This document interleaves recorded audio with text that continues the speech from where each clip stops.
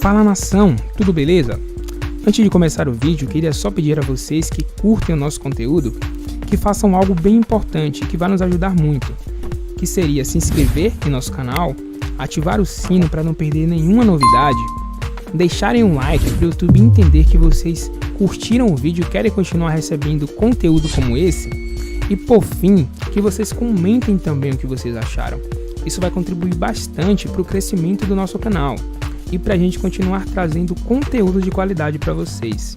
Feito isso, vamos pro vídeo. Rendimento, e aí eu gosto de lembrar de todas as críticas sofridas pelo Tite, pela convocação do Everton Ribeiro, e a gente tem que olhar para o rendimento do Everton Ribeiro nesses dois últimos jogos também. Sim. Que é um cara que não está jogando pelo Flamengo, né? Não está jogando bem, eu digo, ou no mais alto nível que a gente sabe que ele é capaz de jogar, mas que era compreensível que o técnico da seleção o convocasse porque tinha uma missão para ele ali, sabe do que ele é capaz de entregar taticamente, e o Everton Ribeiro foi de fato bem nesses dois jogos. Então é outro jogador que eu acho que aos poucos vai garantindo a sua vaga na Copa do Mundo, como já estão garantidos jogadores que as pessoas muitas vezes contestam e que estão na Inglaterra, que não vieram, mas que vão estar lá, que vão estar na Copa do Mundo. Eu acho que cada vez mais esse grupo está fechado.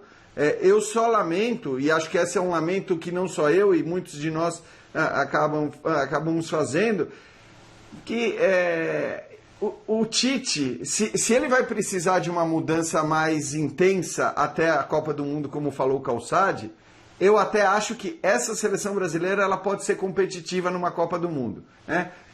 Porque uma Copa do Mundo é aquilo, são 7 jogos, depende de uma série de fatores. A seleção brasileira eu acho que ela é competitiva, ela não é brilhante e provavelmente não vai ser brilhante. Então eu acho que essa seleção brasileira é competitiva, mas se alguém pensa, né, mais ou menos o que falou o Calçade, que a seleção precisa mudar muito nesse um ano, acho muito difícil isso acontecer, Paulo, até porque experiências e testes, e aí eu não estou nem só falando de esquema tático, de variação e tal, mas de jogadores mesmo que ele poderia fazer, ele acaba fazendo muito menos do que acho que eu gostaria pelo menos de ver. Vou te dar o exemplo do Arana. Eu acho que o Arana hoje era um jogo para você ter testado o Arana com a bola que ele está jogando no Brasil. Pô, foi chamado, ficou lá no banco, tal, acabou não entrando. Não é que a gente tem 2 laterais esquerdos garantidos para a Copa do Mundo que a gente fala, pô, com esses 2, com o Alexandre Lodge, tá maravilha, não tem discussão, o Arana vai ficar ali para se um deles se machucar. Não, não é isso. Não é isso, né? Então seria legal ver como o Arana se sairia nesse jogo, assim como eu gostaria de ter visto o Hulk mais tempo, mas não vimos. E acho que quem quer essas experiências, esses testes, acaba sempre um pouco decepcionado, né? Fala, Biner. Eu ainda acho, apesar de eu sempre ter um pé atrás com o jeito que o Tite age diante de algumas circunstâncias de futebol, e eu gosto do trabalho do Tite, acho o Tite um bom técnico, acho o melhor técnico brasileiro ainda em atividade, eu ainda acho que ele vai testar, porque eu posso estar equivocado, mas a minha impressão é a seguinte: ele viu a final da Copa América, ele viu como o Brasil joga quando o Brasil toma um gol, a dificuldade que o Brasil tem para criar, né, e as situações que o Brasil se coloca quando toma um gol. Ele deve imaginar a hipótese do Brasil enfrentar em algum momento uma grande seleção na Copa do Mundo e tomar um gol. O que ele faz? Daqui em diante, o que ele faz é o que eu acho que ele vai tentar desenvolver até a Copa do Mundo, porque ele sabe que o que tem à disposição em termos de repertório é muito pouco. Mas por que ele demora? Você não acha que ele demora? Essa que é a minha questão. Hoje ele não poderia ter feito isso, André? Eu acho que ele já tentou fazer um pouco mais, André. Não sei se você pensa. Então, a minha impressão hoje pela escalação, e é bom a gente sempre lembrar que essa data FIFA está sendo realizada do ponto de vista da seleção brasileira numa circunstância diferente, por causa dos titulares que não estão presentes. Mas a escalação de hoje, pelo menos a mim, pareceu que era uma tentativa, como eu disse no início do nosso programa, de controlar o jogo, né? O Tite vem flertando com algumas maneiras de atuar em relação à configuração dos jogadores em campo, e com essas experiências, com essas plataformas, digamos assim, nos 2 encontros anteriores com o Peru, a seleção teve menos posse de bola. E, independentemente da importância que se dê para a posse, não é de se esperar que o Peru tenha a bola por mais tempo do que a seleção brasileira. Pela diferença técnica dos jogadores e pelo que se imagina que é um jogo entre esses 2 times. né, a distância técnica entre os dois grupos.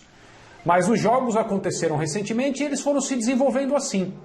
Hoje, se não me engano, ficou em 52-48 a favor da seleção brasileira, basicamente aí, do ponto de vista prático, uma posse dividida.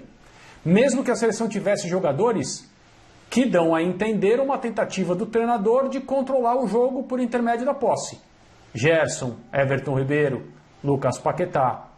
Num setor de meio de campo que foi criticado ultimamente, em especial na Copa América, por ser um setor carente de jogo, de jogadores construtores, de jogadores cujas características indicam um estilo muito mais preocupado em recuperar a bola do que manter a bola. Hoje me pareceu uma ideia diferente, porque a característica natural desses jogadores é de gostar de jogar. A seleção brasileira ficou na frente no placar, e aí... fazendo o lado direito do campo, mas na estrutura principal era Everton e Paquetá sem esses jogadores. E sem laterais que façam isso. Porque às vezes você tem o jogador que vem por dentro, tá bom, os meus beiradas são meias, Everton e Paquetá, mas eu tenho laterais agudos que passam. Não era na esquerda e não era na direita, né? A grande característica, embora tenha participado do gol o Danilo. Então assim, foi uma formação para marcar mais alto, quer dizer, um time que se depender nessa situação de contra-ataque, com Casimiro puxando contra-ataque para Paquetá e Everton. Everton é um jogador rápido, não é um jogador lento. Neymar, tudo bem, mas muda aquele pensamento de ter beiradas fortes. E aí continua circulando. No futuro vai ser Richarlison, vai ser beirada, o Brasil vai assumir de vez o 4-4-2. Né? Se tem um 4-4-2 com Richarlison, é Neymar e Richarlison. Não, é Richarlison e um centroavante, o Neymar é um terceiro atacante, aí já começa a mexer no meio de campo. Então todas essas dúvidas pairam sobre a seleção brasileira sem uma resposta com grande convicção do que é o futuro. Eu sinto que o Tite está deixando rolar agora.